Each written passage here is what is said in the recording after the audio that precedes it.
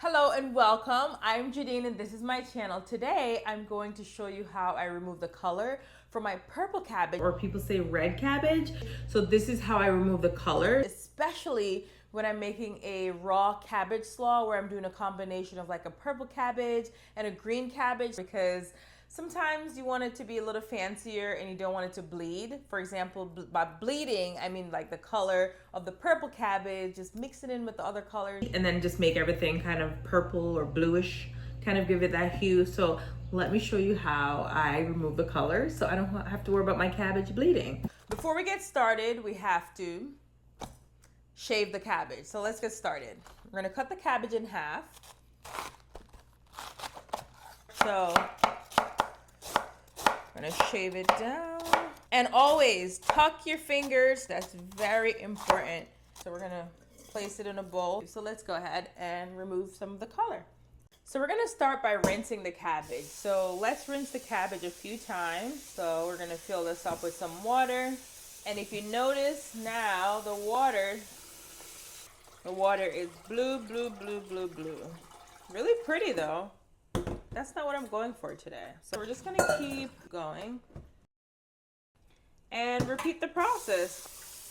If I was doing braised cabbage, it wouldn't really matter. If you want to go a little fancier and then you're making like, even if you're doing like tacos and you're always worried about your purple cabbage just kind of bleeding into everything else, the other veggies, and leaving that color that's not the most attractive, then this is what you do. And you're just going to keep repeating the process. You see the water is getting a little paler in color, not as bright. So I'm just going to keep repeating this process. We're keep rinsing, we're rinsing. And the water is getting a lot clearer.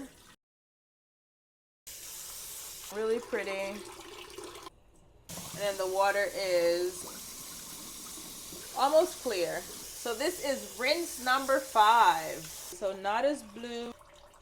And at this point, you should be fine. So it still has a little hue of blue, but you are good to go at this point. And just to give you an example, this is a piece of cabbage that has not been rinsed. So I'll just put it in the paper towel just to show you. So if I put it in and then I take it out, now you see I have blue, purple spots on there. So that's just from not rinsing it, but the pieces that are rinsed, obviously it doesn't have that. So that's the difference. Without rinsing, and then when I rinse, now give it a nice little squeeze. That's it. That's the big difference. Huge difference. Some purple and then no color.